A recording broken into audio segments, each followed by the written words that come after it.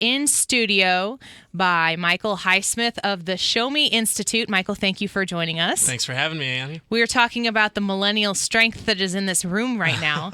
If you are sitting at home and you are not a millennial and you have an idea in your head of what millennials are, you're wrong because there are some very bright millennials in this room. We've talked to some earlier in the show.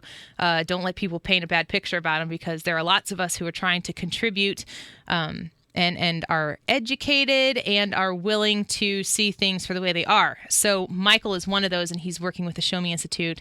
And we have Frank here also from the Show Me Institute. So I'm an Illinois girl, Michael. I told you that I'm not as well versed in the Missouri state politics as I am in the Illinois state politics. And I explained that in Illinois, we have a few problems that we need to address. And so I've got my hands full with all the things that are screwed up in my home state. But I got this article that you guys wanted to talk about, and you have something about unfunded liabilities going on in the city of Bridgeton? Yeah, so this is a pension issue that we're working with here. So we know all about that in Illinois. Yeah. Very familiar with the topic. And I have no solutions to offer you, I'm sorry. So what I want to talk about and what the article's about is the state auditor released an audit last week on Bridgeton, and it just evaluated their pension plan, and what they found was it painted a pretty bleak picture, honestly. Things weren't looking too good. The plan's about 2/3 funded, and there's $14 million in unfunded liability. And that's a fancy way of saying, essentially, there's not going to be enough money to pay out employees when they retire. There's not going to be enough for them. And there's a couple different things that caused this that created a perfect storm here. The city was contributing funds to this, but they weren't contributing adequate funds to it, so not enough money was going into investments. In addition to that, investments weren't making as much money as they predicted, so again, it fell flat. And then we actually found out that the Finance Commission didn't meet for 3 years straight to even check in on things. So I've heard this story before. Sounds familiar? Yeah, it sounds real familiar. I'm sorry. So yeah, just to anyone who's not familiar with the whole pension argument, the whole debate going on right now, there's essentially two types of pension payments, or two plans. There's defined benefit plans and there's defined contribution plans. Okay. A defined benefit plan essentially says when you retire, we will pay you X amount of dollars every year until you die, the rest of your life. That's usually what people think of when you they hear the word pension. Exactly. Yeah, for what us younger folks have heard of these things called pensions. Right. So yeah, that's what I think most people consider. Right. So when you hear the term pension, you think defined benefit. You can associate the two. The other side of things is more 401k-ish. It's defined contribution. So what this is you can throw in your money. Some plans will match it with an employer will match it, and it accrues investment money. And when you retire, you have that lump sum of money that you can treat as you would a 401k. I think most people are pretty familiar with that concept as well. That's more a private sector traditional way of doing things and so now. What trends have been showing is private sector has been shifting significantly to defined contribution because a lot of times these past defined benefits haven't been able to pay out the promises that they've made. They've been falling short on these investments, and because of that, they don't have the money that they need to pay out retirees. And that's not the trend that we're seeing as much in public funds. And we look at Bridgeton right here as the golden child poster example of this. One of two things is going to happen. Either employees won't have enough money for retirement, or taxpayers will have to step up. Taxes will have to be increased in order to fund that.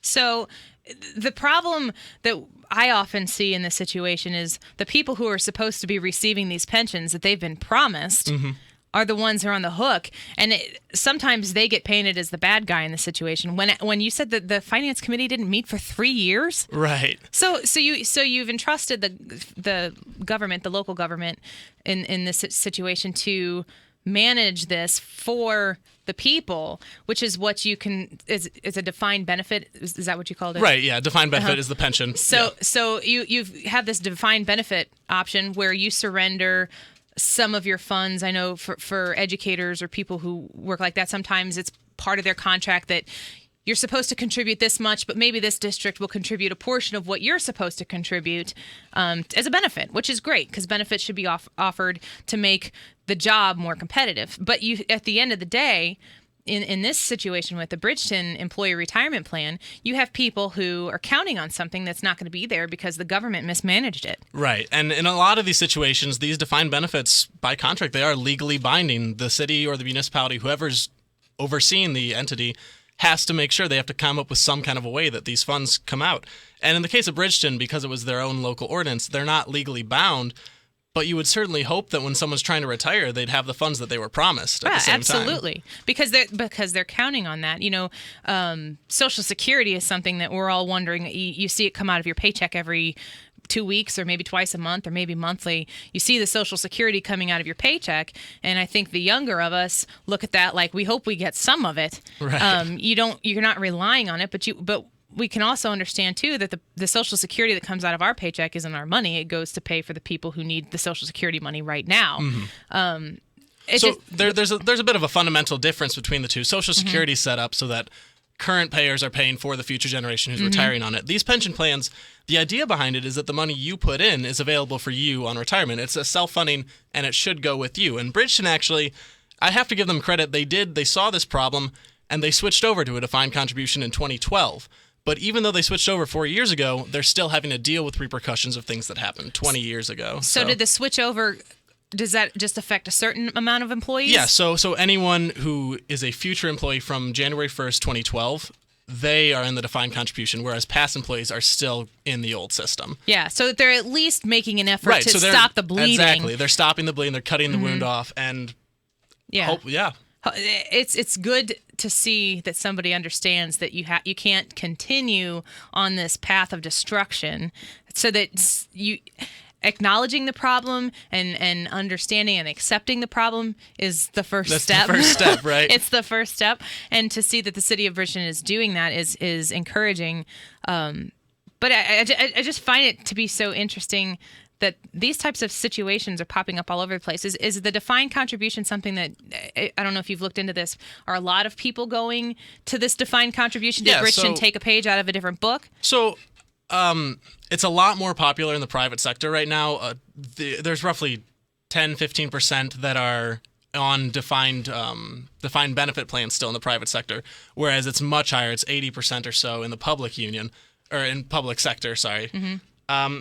And so to take it on a nationwide scale, the defined benefits, the plans they're getting caught up on themselves. And right now, the Pew Charitable Trust came out, and they found that there's roughly $1 trillion worth of unfunded liabilities nationwide. So yeah, that's terrifying. We're talking with Michael Highsmith at the Show Me Institute. You can see everything they do at showmeinstitute.org. So I'm curious then, what's the reality of the shortfall?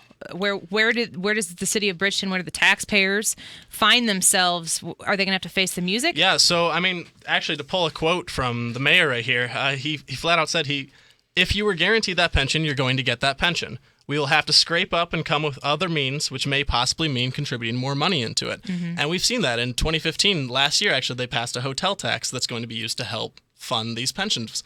And it's roughly $2 extra for every person that stays in the hotel. And it's essentially, it's raising a tax which might cause hotels to move out of the area. It might reduce the business climate, but something has to be done to cover it. Yep. So if you move the hotels out of the area, how many jobs go with those hotels? Exactly. This is a perfect example of government mismanagement of funds. You would think that it would have. Well, not if they're not having their meetings, but you would think they'd notice that there is a problem sooner than now. But once the problem is there, you have to honor that obligation to people who've been counting on it. Right. So this situation is a perfect example of mismanagement. But the bottom line is all these defined benefit plans are making a promise that they can't guarantee that they're going to keep. And with a defined contribution plan, it's a much safer investment. You can guarantee whatever is going to be there for an employee when they retire. So what is the liability on the taxpayer, not necessarily the recipient of a defined contribution? Is there a liability on the taxpayer? No, taxpayers are not on the hook at all for a defined contribution because by definition, whatever it accrues is what's available to an employee. So you get to, as the person who's going to be the beneficiary of that money, you get to put in what you want to put in. Right. You city, manage it how you want to manage it. Maybe there's a bit of a match that's provided by the city, which is the same as like an employer. Here you can get a match if you put in so much, up to so much percentage of your total paycheck. They'll match a percentage of that. That's a very common practice It's not like it's this, Oh, this it's brand not a new radical idea at all, no. But for some reason, it's so hard to pull the government wheels away from the way they've been doing it for so long. Even when the facts show you that it is not working. Right. I mean, the fact of the matter is, there's a political incentive behind it too, because you're making a promise that doesn't have to be cashed in until 30 years down the road. Mm-hmm. So, someone in office, obviously, they want to promise the bigger returns as big returns as possible. And back in 2001, actually, a long time ago with Bridgeton, they upped their multiplier rate so that they increased benefits for retirees because they were doing at the time, they were doing really well. And that kind of came back up and bit them in the butt. Yeah, sounds like it. Well, you guys can read more about this. We'll link it up on our website. We'll put up this interview, and you can follow us at 971talk.com/Cox, but you can also check out showmeinstitute.org. Is there any other places you like to send people to? Yeah, you can go to our website, or you can follow us on Twitter at showme. Uh-huh. Yeah. Okay. And real quick before we break, so you're young and you're studying politics from the Show Me Institute. How'd you get here? Well, I actually just graduated from St. Louis University with Okay. a degree in economics, and I was an intern there at Show Me back in the day, and I liked it so much I wanted to come on board full time. What's your favorite thing about working in the industry that you work in? Honestly, it's my office environment. I love Yeah. the colleagues I work with. That's cool. Well, it's good to see young people actually investing themselves in something like this. And it's not something that I would see a 22-year-old and think, oh, you work for the Show Me Institute. That's really cool. So it's good to see you, and it's good to see Frank here, who's with you, investing your time and your brains and your smarts into something that is contributing the way you guys are. So it's pretty cool. So go to the showmeinstitute.org. You can read up on it. Public pensions hadn't planned for this. Everything that we just talked about is there, and lots of other stuff. I mean, you guys are churning it out like crazy, right? Right. We're doing what we can. You're doing what you can. We appreciate that. So thank you guys for joining us in studio. We appreciate it. If you guys want to see the webcam